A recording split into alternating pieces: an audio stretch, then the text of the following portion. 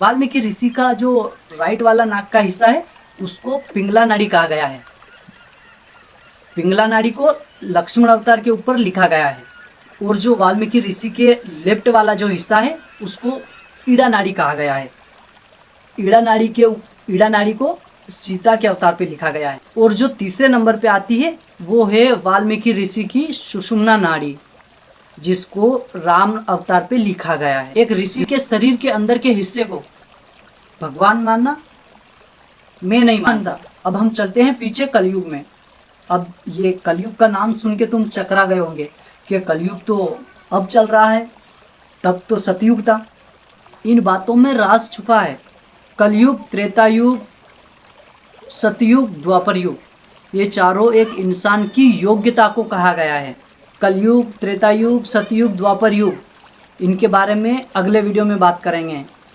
हाँ, हम कहाँ पर थे? हाँ, अब हम चलते हैं पीछे कलयुग में। बेसिकली कलयुग का मतलब है पशु पक्षियों को मारना, घृणा करना, पशु पक्षियों को मार के खा जाना। मनुष्य एक दूसरे को मार देते थे छोटी छोटी बातों के लिए, और कमजोर इंसान पे राज करना। ऐसे लक्षण वाले इंसान को कलयुग प्रवृत्ति का इंसान कहा गया है। कलयुग युग नहीं है, युग एक योग्यता को कहा गया है। योग्यता को एक युग में जोड़ दिया गया है ऋषि मुनियों ने और ब्राह्मण लोगों ने। मैं आपको चैलेंज कर सकता हूँ, जो कर्मयोगी इंसान है वो राम का नाम लेने के लिए 5 बार सोचेगा। अब बात करते हैं लक्ष्मण के बारे में। लक्ष्मण क्या है? लक्ष्मण एक इंसान के राइट साइड की हिस्से की जो ऊर्जा है, जिसको पिंगला नाड़ी कहा गया है। इसमें इस टाइप के लक्षण हैं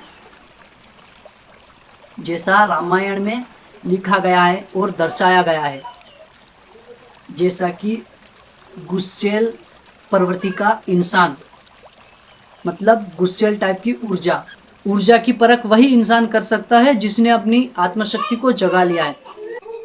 तीनों ऊर्जा के गुण अलग अलग होते हैं। अब बात करते हैं सीता के बारे में, जो लेफ्ट साइड वाले हिस्से की ऊर्जा है, जिसको ईड़ा नाड़ी कहा गया है।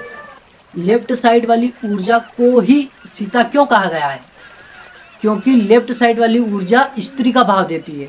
अब सीता की ऊर्जा का गुण समझ लिया। अब समझते हैं सीता के नाम में क्या गुण है और इसका क्या मतलब है। इसका मतलब है सीताराम। सीताराम का नाम जब तुम साथ में लेते हो तो मानव जीवन की ऊर्जा क्या गुण धारण करती है। अब ये समझ लेते हैं सीताराम का मतलब क्या होता है। इसका मतलब है तुम्हारे साथ है आराम, तुम बाहर कहाँ ढूंढ रहे हो। मतलब तुम्हारे साथ है आराम, बाहर कहाँ ढूंढ रहे हो। सीताराम का नाम 10-15 बार लगातार बोलकर ध्यान से सुनो, तुम्हारे अंदर क्या भाव बन रहा है। इसका मतलब है इंसान की ऊर्जा को शांत करना और इंसान की ऊर्जा को सही दिशा में मोड़ना। इसका उद्देश्य ये था। आपको इतना तो समझ में आ गया होगा कि राम भगवान नहीं है। अगर राम के बारे में और डिटेल में जानना है आपको तो कमेंट करके बताओ कि आपको राम के बारे में रामायण में कौन से हिस्से के बारे में जानना है।